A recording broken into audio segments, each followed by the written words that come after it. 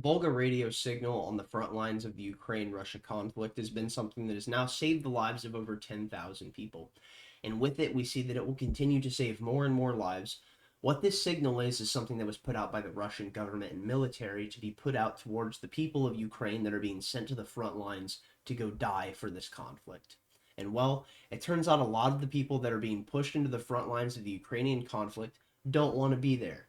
We'll go ahead and play footage in just a moment when we're going to be covering this and what's going on with the process of everything that's happening on the front lines. How many people have died? Hundreds of thousands on the Ukrainian side, far less than that on the Russians.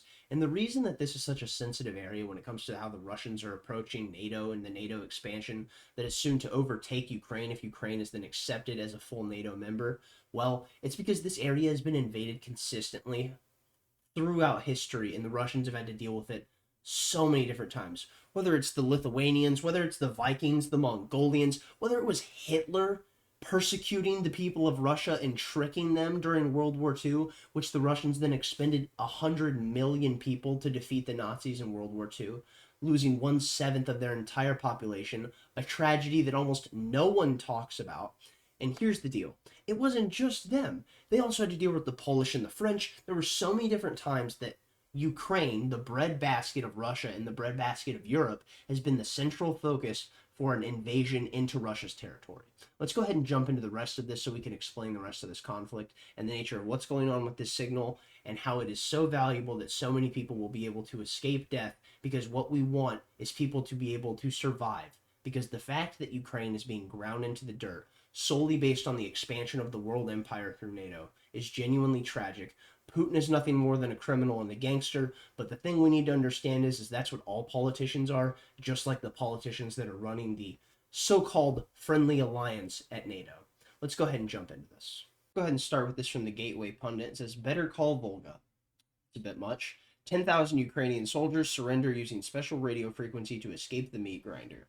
And this is absolutely fascinating because I remember all of the talks that were going around in the corporate press and the media when the war started, halfway through it, all the way up to now. They talked about the fact that Ukraine is just beating Russia back and Russia stands no chance.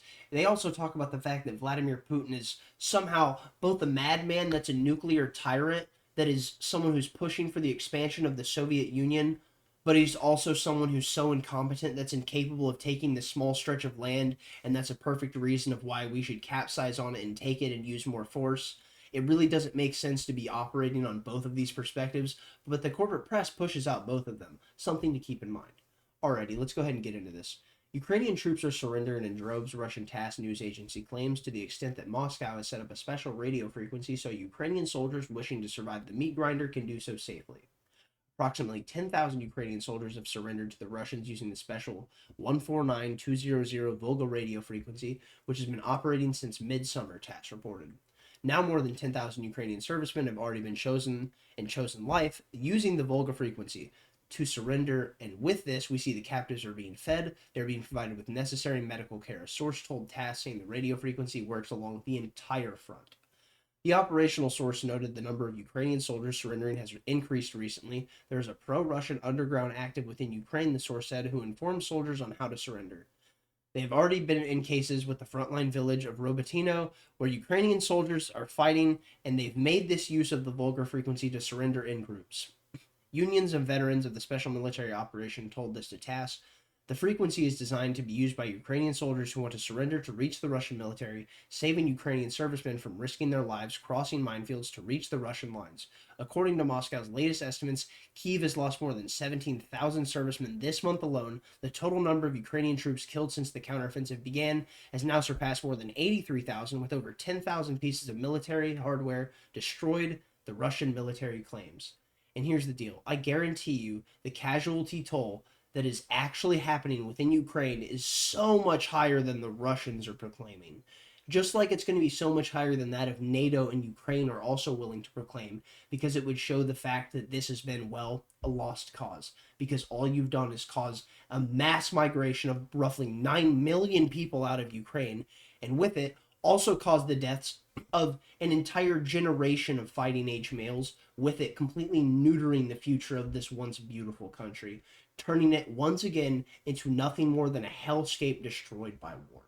We're going to go ahead and jump into the footage that we have that was put out by the Russian military for this, the frequency for the Volga radio. Let's go ahead and jump into that. Volga! Вызываю Волгу!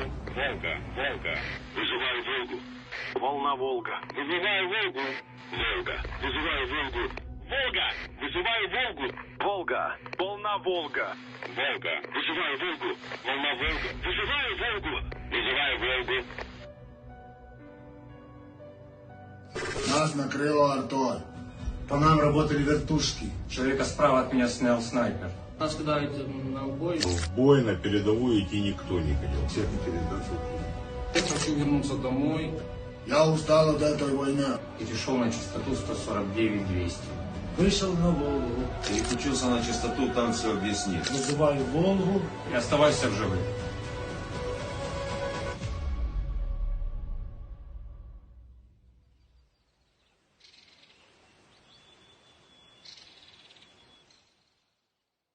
Now that we've played that footage talking about the evacuation of Ukrainian troops into the arms of the Russian via the Volga signal, well, I want to talk about the fact that this isn't the first mass exodus of Ukrainian soldiers that we've seen from the front lines. Well, turns out, even though people in the corporate press are saying that this is something that's unprecedented and hasn't been seen, well, here we see the BBC talking about this in April 13th of 2022. Ukraine war, mass surrender of troops in Mariupol, says Russia. Isn't that interesting? Turns out the fact is that this is nothing new, and this is something that will continue to happen if the US and NATO prolong this conflict. This isn't the first time, and it certainly will not be the last. Alrighty, let's go ahead and jump in. It says 17,000 troops gone, 10,000 conceded. Ukraine's surrender stats have been revealed. Zelensky's war narrative is at odds with the start data. Recent figures reveal Ukrainian troops surrendering in significant numbers, challenging his counteroffensive. And what we see is the people that are being taken in by the Russian military, they've been seen in that footage that we showed, which was horribly compressed because Twitter has terrible video compression. I'm so sorry for the poor quality. Anyways, what we saw was they were talking about that people need to go ahead and contact Volga so that they can be taken in so that they can survive. That could just be propaganda put out by the Russians. We genuinely do not know, but I would argue that if they were actually torturing POWs who were Ukrainian soldiers, that would only gin up the populace of the world to be against them even more than many people already are when it comes to the process of how so many people view this conflict. All right, let's go ahead and get into this.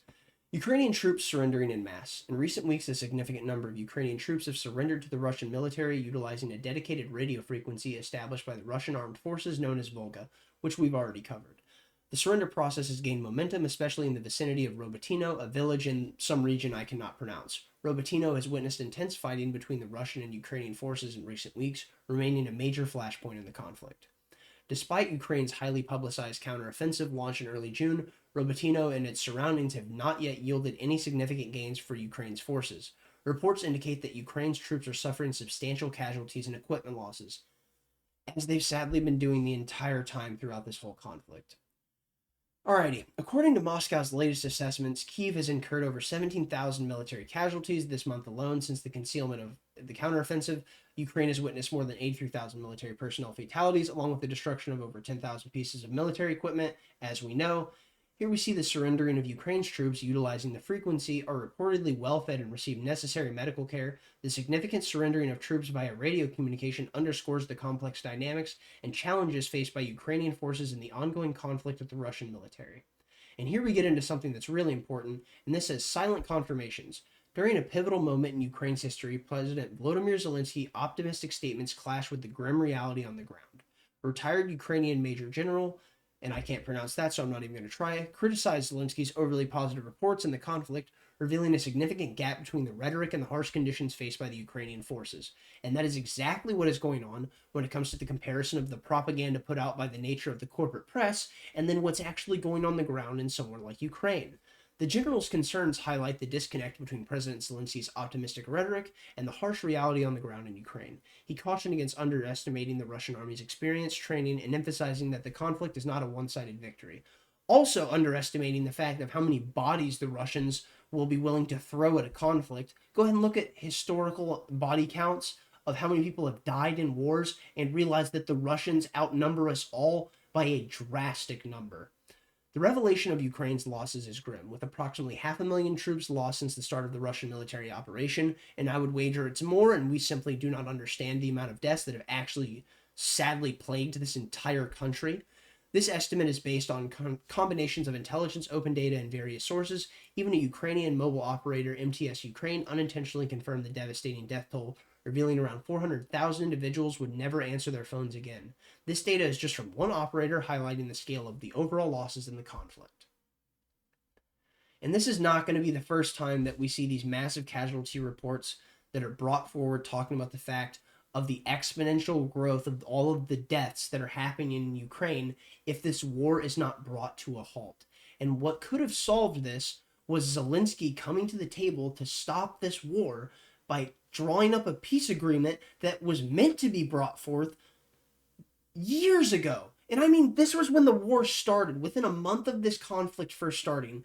But then what happened? The United States and NATO sent Boris Johnson to go scuttle the agreement, and with it, it absolutely torched any capacity for making sure there was any level-headed ground for the people of Ukraine to be able to sit on so they could stably operate without being nothing more than pawns in the chess game of the global elites. And it's fucking heartbreaking to see the fact that these people are nothing more than pawns who will be pulled like puppets on marionette strings to push for the ends of the expansion of the world empire, to further drain that of what the United States and the liberal world empire sees as a threat to its hegemony, which is that of global superpowers. Because what we have is the rules-based liberal world order, and this comes with what we saw when we had the Project for a New American Century after we won the Cold War. And the Project for a New American Century was talking about the fact of, well, we have all this power, we have all this money, and with it, what we can do is we can dominate the next century of the entire world when it comes to the global financial structure. And well, that means that you're going to have to go ahead and defy people that would like to rise up and challenge that ethos. Let's go ahead and jump into this. This is from Politico. It says, U.S. to send seized Iranian weapons to Ukraine. That is right. We are so dry on equipment because we've sent so much to Ukraine because we are sending more than we can produce that we are now going into our reserves that we stole from other countries to now send to Ukraine. The Pentagon will transfer thousands of weapons and rounds of ammunition seized from Iran and send them to Ukraine, according to a Defense Department official, a move that comes as a congressional infighting threatens to delay or derail aid to Kyiv. The transfer is aimed at helping Kyiv's forces push through the Russian defensive lines before winter sets in. It comes as funding for Ukraine has fallen victim to political infighting in the House, where a group of hardline Republican members are opposing any additional aid to conflict. And here's the deal. I don't support any additional aid to Ukraine. I didn't support giving them one single dollar because this is not a fight that the United States need to be involved in. The fact that we have to be involved in every single conflict across the globe shows the fact that we are nothing more than the world empire. And I will not emphasize this enough, and I will never drop this point. Empire mentality has completely destroyed the culture within the United States, and what it will do is annihilate our capacity to be a nation that sustains even further into the future. I'm going to go ahead and leave it there. Thank you for watching if you got this far. Thumbs up if you liked it. Thumbs down if you didn't. Tell me where I'm wrong in the comment section down below. Sub if you enjoy this kind of content. I really enjoy breaking down stuff like this, even though the nature of talking about war and how many people die is just genuinely so tragic because it's so morose because of all of the loss of life. But nonetheless, thank you for watching. Stay lovely. Stay great. Peace out.